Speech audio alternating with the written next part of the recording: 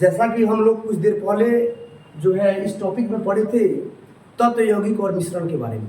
तो तत्व क्या है? एक ही प्रकार के परमाणुओं से जो बनता है उसे तत्व कहते हैं। यौगिक जो होता है दो या दो से अधिक तत्वों के एक निश्चित अनुपात में मिलने से बनता है। और मिश्रण जो होता है दो या दो से अधिक पदार्थ जब मिल जाते हैं और मिलने के बाद में उनका कोई निश्चित अनुपात नहीं होता है कि इतना अनुपात में ही मिलेगा। जैसे कि मान लीजिए रेशियो उसका क्या क्या होना चाहिए। जैसे मान लीजिए कि चीनी और पानी में, तो जैसा कि इसका उदाहरण हमने पहले भी दे चुका है कि चीनी को कितना मिलाएंगे, पानी को कितना मिलाएंगे, इसका कोई निश्चित अनुपात नहीं होता है। हम कितना भी अनुपात में मिला सकते हैं। तो अगर किसी भी अनुपात में मिलाते हैं तो मिश्रण, और निश्चित अनुपात में मिलाते हो तो यौगिक यानी कंपाउंड, एलिमेंट यानी तत्व। अब बात आता है कि हमारे आसपास के शुद्ध पदार्थ जो टॉपिक का नाम है उसमें उपयोग में आने वाले कुछ मिश्रण। अब देखिए, अब कहने का मतलब है यौगिक तो हम किसी न किसी उपयोग में लाते हैं, लेकिन क्या कोई ऐसा मिश्रण भी है जो उपयोग में हम ला सकते हैं? तो हाँ, ऐसा इस बात के लिए हम यस कर सकते हैं, कह सकते हैं। जैसे दूध है, तो दूध में अगर दूध का हमको अनुपात पता होता, दूध का अनुपात पता होता, रक्त का अनुपात पता होता कि सही अनुपात क्या है, अगर दोनों का हमको सही अनुपात पता होता तो हम लोग रक्त बना लेते, खून बना लेते। किसी को भी कमी होता रक्त की तो खून के लिए, हम ब्लड के लिए यानी रक्त के लिए हम ये नहीं कहते कि किसी के पास खून है हम डिमांड नहीं करते, या किसी टीवी पर या रेडियो पर हम प्रचार नहीं करवाते, या किसी गांव में ब्लड बैंक की आवश्यकता हमें नहीं पड़ती। तो उसके लिए अनुपात हमको निश्चित अनुपात पता नहीं है, क्योंकि निश्चित अनुपात पता होता तो खून बना लेते, निश्चित अनुपात पता होता तो दूध बना लेते, लेकिन हमें निश्चित अनुपात पता ही नहीं है। इसलिए हम ना खून बना पाते हैं, रक्त बना पाते हैं, और नहीं हम दूध बना पाते हैं। लेकिन इसीलिए यह यौगिक नहीं है, यह मिश्रण है। दूध, रक्त, स्याही, ये सब क्या है? यौगिक नहीं है, ये सब मिश्रण है। तो आइए हम जानते हैं मिश्रण के बारे में। एक बार फिर से हम रिवीजन करवा दें। दूध, स्याही, रक्त, ये मिश्रण है, यौगिक नहीं है। यौगिक क्यों नहीं है? क्योंकि यौगिक एक निश्चित अनुपात में मिलकर बनता है, और निश्चित अनुपात में मिलता तो हम ब्लड बना सकते थे, दूध बना सकते थे। देखिएगा किसी बच्चा को दूध पीते हुए अगर किसी दूसरे वैरायटी का दूध दे दीजिए तो उठा के बिक देगा, यानी दूसरे वैरायटी का दूध दे दीजिएगा तो उठा के बिक देगा, पिएगा ही नहीं। इसलिए आइए हम समझते हैं। जैसे दूध जल, वसा एवं प्रोटीन का मिश्रण होता है। जल, वसा एवं प्रोटीन का मिश्रण होता है, लेकिन उसका कोई निश्चित अनुपात नहीं होता है। स्याही या जल तथा एक या अधिक रंगों का मिश्रण होता है। स्याही जो होता है एक या एक से अधिक रंग भी हो सकते हैं, लेकिन कितना मिश्रण है आप लोगों को कह दिया जाए, चलिए एक स्याही बना दीजिए ताकि पेंट उंट करना है, तो आपने पानी का अनुपात कितना डाला और उसका क्या बोला जाता है रंग का अनुपात कितना डाला, इतना रंग का अनुपात पता है ना, पानी का अनुपात पता है, किसी भी माध्यम से आप लोग क्या करते हैं, मिला देते हैं। नेक्स्ट आते हैं मृदु पेय। मृदु पेय का मतलब होता है पीने वाली वस्तु। पेय माने पीने वाली वस्तु। यह शुद्ध पदार्थों का समांग मिश्रण होता है। यह शुद्ध पदार्थ होता है जो समांग मिश्रण होता है, जो हम लोग पीते, जैसे कोको कोला, ठंडा उंडा, ये सब हो गया। Teacher iodine. Teacher iodine tincture iodine क्या है? यह आयोडीन और एथेनॉल, एथेनॉल को कहते हैं एथिल अल्कोहल। आगे 10वां क्लास में आप लोग पढ़ेंगे OH कंपाउंड पढ़ेंगे, यानी H यानी C2H5 में हम क्या मिला देते हैं OH, तो हमारा बन जाता है एथेनॉल का समांग मिश्रण है, जो कीटनाशक में, कीटाणुनाशक में उपयोग करते हैं। वायु भी देख लीजिए, वायु भी एक प्रकार का मिश्रण है, क्योंकि वायु में ऑक्सीजन कितना है, नाइट्रोजन कितना है, आपका कार्बन डाइऑक्साइड कितना है, यह आप लोगों को पता नहीं है, यानी क्लियर नहीं होता है कि कितना नाइट्रोजन है, ऑक्सीजन है, कार्बन डाइऑक्साइड है। यह किसी भी अनुपात में होता है। जब किसी भी अनुपात में होगा तो यह एक प्रकार का क्या हो जाएगा, मिश्रण हो जाएगा। मिश्र धातु, जैसे मिश्र धातु कोई बनाते हैं, जैसे मान लीजिए सोनार भाई है तो वह सोना बनाते हैं, सोना का कोई आभूषण बनाते हैं। तो जब सोना का आभूषण बनाएंगे तो वो कितना सोना डालेंगे, कितना चांदी डालेंगे, कितना तांबा डालेंगे, यह उनको क्लियर नहीं होता है। इसलिए क्या होता है, एक मिश्रण होता है। जैसे मान लीजिए पीतल, तांबा और जस्ता तीनों को मिला दिया जाएगा, कांसा हो जाता है, यानी यह भी एक मिश्रण है। तो एक और टॉपिक हम बता दें आप लोगों को कि मिश्रण को अलग किया जा सकता है, लेकिन यौगिक को अलग नहीं किया जा सकता है। तब मिश्रण को, जब कोई चीज मिश्रण जो होता है, मिश्रण को जब अलग कर दिया जाएगा तो उसको हम क्या कर सकते हैं, अलग किया जा सकता है, यानी कि उस कोई निश्चित अनुपात नहीं है। तो सबसे बड़ा गुण होता है, जैसे पूछ देगा मिश्रण और यौगिक में क्या अंतर है, तो परीक्षा में पूछ देगा कि मिश्रण और यौगिक में क्या अंतर है, तो मिश्रण जो होता है वह एक अनिश्चित अनुपात में बनता है, यौगिक या एक निश्चित अनुपात में बनता है। मिश्रण जो होता है, मिश्रण के अवयवों को अलग किया जा सकता है, यौगिक के अवयवों को अलग नहीं किया जा सकता। तो जब मिश्रण के अवयवों को अलग किया जा सकता है, तो सबसे पहले हम ये बात जाने कि किस किस विधि के द्वारा अलग किया जा सकता है। हमारे घर में देखे होंगे आप लोग अपने माँ को, अपनी बहन को चावल से कंकर को अलग करना, तो उसको बोलते हैं चुनना, यानी चुनना विधि से।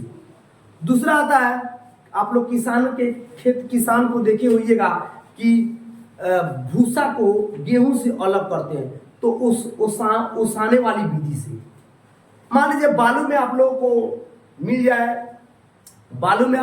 जाए, जैसे कंकर मिल जाए, चाहे आप लोग को लोहा का छिलका मिल जाए, तो इसको किस विधि से अलग किया जा सकता है, तो इसको अलग करने की विधि होती है, जो अलग करने की विधि होती है वह क्या होता है, चुंबकीय विधि। यानी चुंबक जब हम लगा देंगे, चुंबक से क्या करेंगे, सटा के हम क्या करेंगे, लोहा को और कंकर को अलग कर सकते हैं। तो आइए कुछ उदाहरण के रूप में हम देखते हैं कि किस किस विधि से मिश्रण को अलग किया जा सकता है।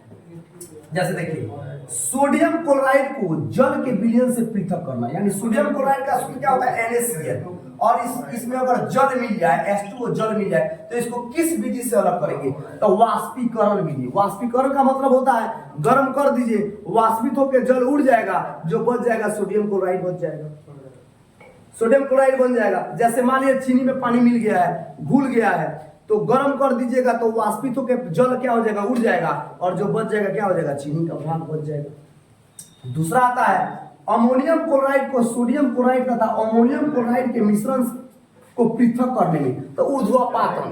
तो ऊर्ध्वपातन ये भी एक होता है, कीप के जरिए क्या किया जाता है, इसको गर्म करके इसको जो ठोस होते हैं, जो इसमें द्रव पदार्थ होते हैं, वो क्या होते हैं, वाष्पित हो जाते हैं, तो उसको क्या बोलते हैं, ऊर्ध्वपातन। जल से तेल निकालने के लिए, तो जल से तेल निकालने के लिए क्या करते हैं, पृथक्करण विधि से हम क्या करते हैं, अलग करते हैं।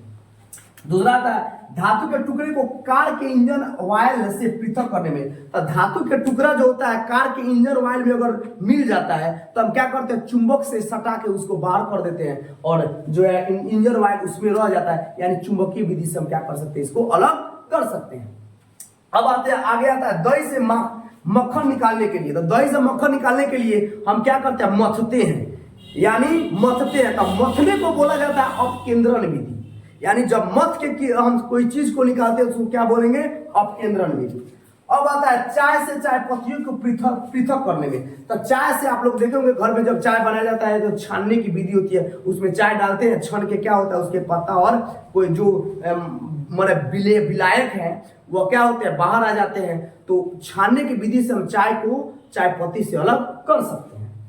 अगला आता है बालू से लोहे के पिन को। तो बालू में अगर लोहे की पिन मिल जाए तो याद रखिएगा, लोहे के पिन क्या होता है, चुंबक के द्वारा वह क्या हो जाता है, आकर्षित हो जाता है, यानी उसका क्या होता है, उसमें सट जाता है और बाहर आ जाएगा, बालू अलग आ जाएगा। तो अब आगे आता है भूसे से गेहूं को दानों को अलग करने में, तो ओसाई द्वारा ओसा देंगे। तीसरा अगला आता है नेक्स्ट टॉपिक, पानी में तैरते हुए महीन मिट्टी के कण को पानी से अलग करने से मतलब कि कैसे अलग किया जा सकता है। माने पानी में, मान लीजिए पानी है और पानी में मिट्टी का महीन कण मिल गया है, तो महीन कण मिल गया है तो उसको कैसे अलग किया जाएगा, तो कुछ देर के लिए छोड़ देंगे, तो जो महीन कण होगा वह अंदर चला जाए, कहां पर, पेंदी में। तो पेंदी में चला जाए तो उसको हम क्या बोलेंगे, तलछट, यानी क्या होता है, तल के अंदर छट के चल जाता, तल यानी जमीन, और जमीन के अंदर सट के चला जाएगा तो उसको बोलेंगे तलछट। और इस विधि को क्या बोलते हैं, थिराना। इस विधि को क्या बोलते हैं, थिराना। तो थिराना विधि से हम क्या कर सकते हैं, थिराना या निथारना। निथारने विधि से हम क्या कर सकते हैं, जल में महीन कण को हम क्या कर सकते हैं, अलग कर सकते हैं। तो इसका एक स्क्रीनशॉट ले लीजिए। स्क्रीनशॉट लेने के बाद हम आगे टॉपिक देखते हैं। जैसा कि हम लोग अभी पढ़े, समझने की कोशिश किए हैं कि मिश्रण को अलग किया जा सकता है, तो अलग किया जा सकता है, तो किस किस विधि के द्वारा अलग किया जाता है? तो हम लोग ने कई प्रकार का विधि का उपयोग किया। उस विधि से कई ऐसे पदार्थ मिश्रण के रूप में जब मिल जाते हैं तो उसको अलग करने की हम लोग ने क्या किया, अलग अलग विधि जाना। तो अपने अपने विधि से हम क्या करते हैं, कुछ ऐसा विधि होता है जैसे पंखुड़ी से निकालना, पंखुड़ी से रस निकालना, तो वह जो होता है उसको क्रेमेटोग्राफी के द्वारा हम अलग निकालते हैं। तो वह एक प्रकार का मशीन है, यंत्र है। तो कुछ विधि अपने हाथ से भी हम कर सकते हैं, अपने हाथ से, लेकिन कहने का मतलब है कुछ विधि जो होता है जो अपने हाथ से नहीं कर सकते हैं, तो उसको मशीन के द्वारा, यंत्र के द्वारा हम क्या करते हैं, निकालते हैं। आइए हम आगे जानते हैं, इसके आगे वाला टॉपिक जो है, उस टॉपिक में हम जानते हैं कि आखिर अब आगे चलते हैं कि भौतिक परिवर्तन क्या है और रासायनिक परिवर्तन क्या है। तो एक बार मैं पुनः बता दूं कि भौतिक परिवर्तन जो होता है और भौतिक परिवर्तन और रासायनिक परिवर्तन में क्या अंतर है। तो चलिए हम लोग थोड़ा सा अपने मदर टंग में जानते हैं भौतिक क्या है, रासायनिक क्या है। जैसा कि आप लोग को आगे पढ़ने को मिलेगा कार्बन के यौगिक। तो कार्बन के यौगिक का मतलब होता है कि दो भागों में फिजिक्स को या केमिस्ट्री को बांटा गया है, एक फिजिकल केमिस्ट्री और एक यानी ऑर्गेनिक केमिस्ट्री और एक इनऑर्गेनिक केमिस्ट्री। तो what is definition between organic chemistry and inorganic chemistry? तो इनऑर्गेनिक में क्या होता है, कार्बन नहीं होता है, और ऑर्गेनिक में कार्बन होता है। तो कार्बन का एक अपना ही बहुत सारा महत्व है, बहुत सारा तत्व यौगिक बनाया जा सकता है कार्बन से। उसी प्रकार जो है, अब मान लीजिए कि बनाया तो जा सकता है, लेकिन अलग करने की क्या क्या विधियां हैं। तो जो यौगिक होते हैं वो अलग नहीं हो सकते हैं, और जो मिश्रण होते हैं वो अलग हो सकते हैं। तो उसमें भौतिक और रासायनिक कारण होता है। तो हर चीज में भौतिक और रासायनिक कारण से पहले देखते हैं कि भौतिक विधि है कि रासायनिक विधि है। तो भौतिक और रासायनिक क्या है, इसके बारे में पहले समझते हैं। जैसे हम लोग अपने मदर टंग से समझते हैं। आप लोगों को पिछले क्लास में बताया भी गया था कि कोई बच्चा है, आपको पकड़ के आप खिला रहे हैं, गुस्सा गया, गुस्सैल बच्चा है, दांत से पर्स के खिंचा के काट लिया। तब भौतिक का मतलब होता है बाहरी देखकर उसमें परिवर्तन लाया जा सके। या कोई आया, एक फाइट आपको मुंह पर मारा, आंख पर चाहे मुंह पर चाहे कहीं ना कहीं चोट लग गया, तो गंगोला फूल गया इतना, तो दिख रहा है, भौतिक परिवर्तन है। और रासायनिक परिवर्तन क्या है, जब हम कोई मान लीजिए कि जब हम कुछ खाते हैं, जैसे खाना खाते हैं, तो उदर में गया तो वहां से रासायनिक परिवर्तन शुरू हो गया। यानी इसका मतलब यह हुआ कि भौतिक परिवर्तन जो है उसको फिर पुनः जिस रूप में उस रूप में लाया जा सकता है, लेकिन रासायनिक परिवर्तन को पुनः उस रूप में लाया नहीं जा सकता है। जैसे एक उदाहरण के जरिए समझते हैं। जैसे आप लोग देखे होइएगा कि जिस स्कूल में आप लोग पढ़े हैं, बारिश के कारण, नमी के कारण कोई चीज संक्षारित हो जाती है। यानी आप लोग कहते हैं कि ये में बीजी लाग गई बा, रुको झाड़ के एकरा के ठीक कर दी। तो आप लोग झाड़ने के चक्कर में वह क्या हो जाता है, वह उसमें से जो संक्षारित होके लोहा क्या करता है, कमजोर होने लगता है। अब कमजोर होते होते देखिएगा आप लोग के जो स्कूल होगा, क्लास होगा या घर होगा, उसको बार बार मतलब कि पानी प्रकाश पड़ने से वो क्या होता है, कमजोर होकर टूट जाता है। उसको बचाने के लिए हम पेंट करते हैं ताकि नमी और प्रकाश उसके अंदर जा ना सके और रिएक्शन ना कर सके। तो वह क्या है सब, तो लोहा में जंग लगना। तो जंग लगना क्या है, रासायनिक परिवर्तन। आप पूछेगा सर रासायनिक परिवर्तन कैसे हुआ, बताइए। लोहा को फिर साफ कर देंगे, फिर उस रूप में आ जाएगा। क्या आप लोहा का जो वेट है, जंग लगने के बाद में झाड़ दीजिएगा, क्या वेट जो है उसको साफ करने के बाद में क्या वेट एक समान रहेगा? नहीं, उसका वेट जो है यानी उसका भार जो है असमान हो जाएगा, यानी अलग अलग हो जाएगा। पहले कुछ और था, अब कुछ और हो जाएगा। तो इसका मतलब ये हुआ कि लोहा कमजोर होने के कारण होगा कि उसमें से कुछ जो है संगठित कुछ माने पदार्थ है, यानी परमाणु है, वो अलग हो गए। तो इसका मतलब ये हुआ, भौतिक परिवर्तन का मतलब हुआ कि अगर हम किसी रूप में उसको परिवर्तन करते तो पुनः उस रूप में लाया जा सकता। जैसे फूलता हुआ गुब्बारा, हम गुब्बारा फुला दें तो वह क्या हो जाएगा, वह अपना एक रूप ले लेगा। फिर उसमें से हवा निकाल दे, पुनः फिर अपने रूप में आ जाएगा। तो क्या होगा, भौतिक परिवर्तन। अब उसको हम जला दें तो क्या जलाने के बाद में पुनः वो अपने रूप में आएगा? नहीं। तो तो जलाने के बाद पुनः जो अपने रूप में नहीं आया वो हो गया रासायनिक परिवर्तन। अब पुनः जब अपने रूप में आ गया तो वो हो गया भौतिक परिवर्तन। आइए अब डिफिनीशन के माध्यम से इसको समझने की प्रयत्न करते हैं। तो डिफिनीशन के माध्यम से आइए, भौतिक परिवर्तन क्या है?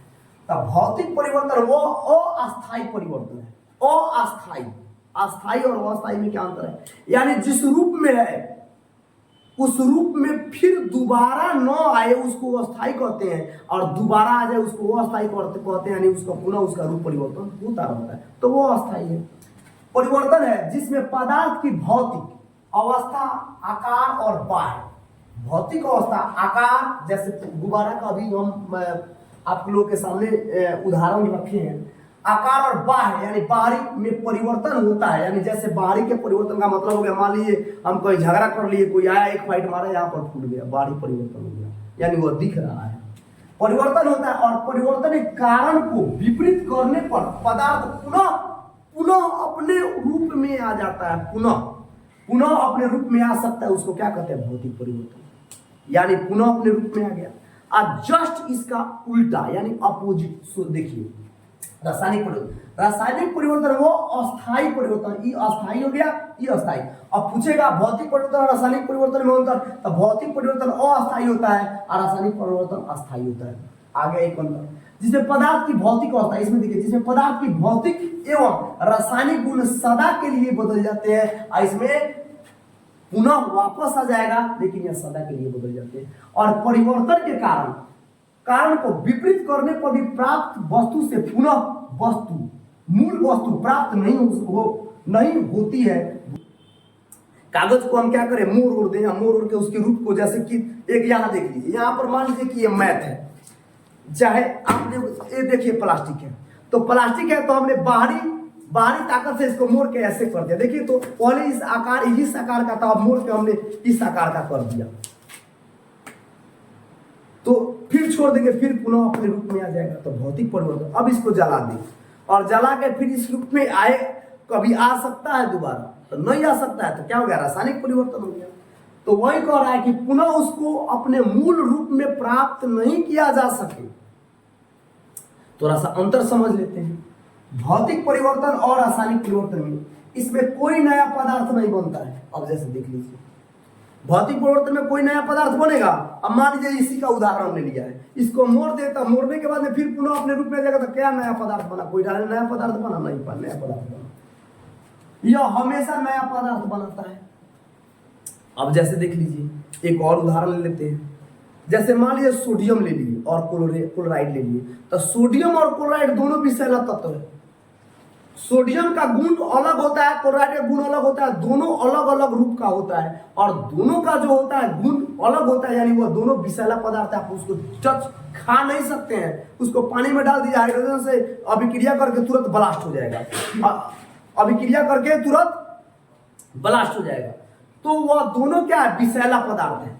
अब थोड़ा सा समझते हैं कि क्लोराइड जो है, क्लोराइड भी विषैला पदार्थ है, और दोनों को मिला दे तो नमक हो गया। अब पहले खा नहीं सकते थे, सोडियम का गुण अलग हो गया, क्लोराइड का गुण अलग हो गया, दोनों को मिला दिए तो नमक हो गया, अब नमक खा सकते हैं।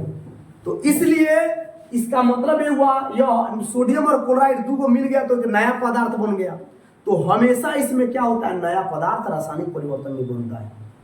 नेक्स्ट आते हैं, यह एक अस्थायी है, जो कि समझाया ऊपर, यह एक अस्थायी परिवर्तन है। चलिए, यह उत्कर्मणीय होता है, यह अनुत्कर्मणीय होता है। इसमें पदार्थ परिवर्तित होता है, इसमें पदार्थ परिवर्तित नहीं होता है। इसमें पदार्थ परिवर्तित होता है, इसमें पदार्थ परिवर्तित होता है, इसमें पदार्थ परिवर्तित होता है, इसमें पदार्थ परिवर्तित नहीं होता है। थोड़ा सा यहाँ पर जोड़ देते, नहीं होता है। जैसे देखिए, अब कहने का मतलब है कि जब हम कागज को उत्कर्मणीय को लेके आइए, समझिए, मान लीजिए उसकी जो भार है, एक प्रकार समझिए कि मान लीजिए हम प्लास्टिक ले लिए, प्लास्टिक को गर्मा के बॉल बना लिए, तो 4-5 प्लास्टिक को बना लिए, तो उसके हर चीज में हमने परिवर्तन ला दिया, तो उत्कर्मणीय हो गया। अब एक और चीज समझिए, उसको नया पदार्थ के रूप में परिवर्तित किया जा सकता है। प्लास्टिक को जला के बॉल बना लिए, नया पदार्थ बन गया। अब हम चाहें फिर पुनः पदार्थ बनाना तो बना पाएंगे।